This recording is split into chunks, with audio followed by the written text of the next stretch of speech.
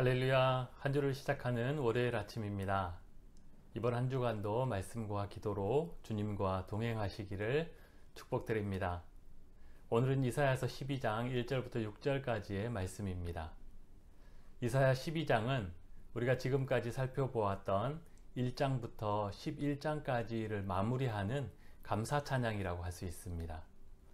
오늘 12장은 진노하시던 하나님께서 이제는 당신의 백성을 위로하고 구원하고 계심을 감사하며 찬양하고 있습니다.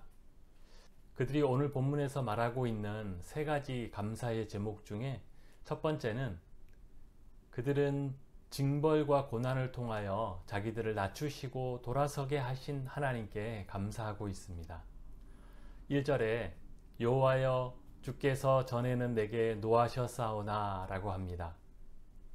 성경이 말하는 하나님의 진노는 인간의 진노처럼 불쾌한 감정을 말하는 것이 아닙니다. 성경이 말하는 하나님의 진노는 죄에 대한 하나님의 의로운 반응으로서 그 죄와 악의 문제가 해결되지 않으면 절대로 끝나지 않습니다. 그런데 오늘 1절 후반에서 이제는 주의 진노가 돌아섰고 주께서 나를 안위하시오니 라고 합니다. 오늘 유다와 이스라엘의 남은 자들은 이것을 감사의 제목으로 삼고 있습니다. 어떻게 하나님의 진노가 돌아서고 이제는 그 하나님께서 그들을 위로할 수가 있었을까요? 그들이 교만을 버리고 죄로부터 돌이켜 회개했기 때문입니다. 왜냐하면 성경에서는 그것이 없이 하나님의 진노를 돌아서게 하고 그분의 위로를 경험했던 사례는 없기 때문입니다. 때로 우리는 살면서 하나님의 징계, 하나님의 회초리라고 느끼는 고난을 겪기도 합니다. 그런데 그 회초리가 나를 낮추고 죄에서 나를 돌이키게 했다는 것은 우리가 드려야 할 감사의 제목임을 기억하시기 바랍니다. 둘째로 남은 자들의 감사의 제목은 하나님의 구원에 대한 감사입니다. 우리는 구원하면 영혼의 구원을 먼저 떠올립니다. 그러나 성경에서, 특별히 구약 성경에서의 구원은 가난과 질병을 비롯한 모든 위험과 고통으로부터의 건져냄을 의미합니다. 2절에서 그들이 하나님은 나의 구원이시라 라고 고백할 수 있는 것은 이제 하나님이 그 힘과 능력으로 행하실 모든 구원을 확신하고 있기 때문입니다. 하나님은 그들을 모든 환난에서 건져내심으로 그들로 노래하게 할 것이며 또한 그들 노래의 주인공이 되실 것입니다. 이 구원의 하나님에 대하여 그들은 내가 신뢰하고 두려움이 없으리니 라고 하면서 신뢰와 두려움을 대조시키고 있습니다. 그렇습니다.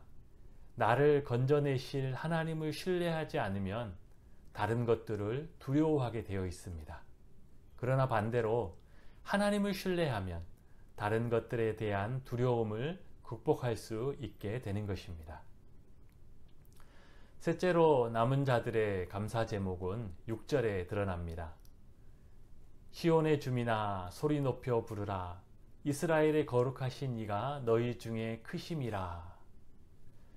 이 표현은 이스라엘의 거룩하신 이가 너희 중에 계심이니라 라는 표현보다 더 큰 고백입니다.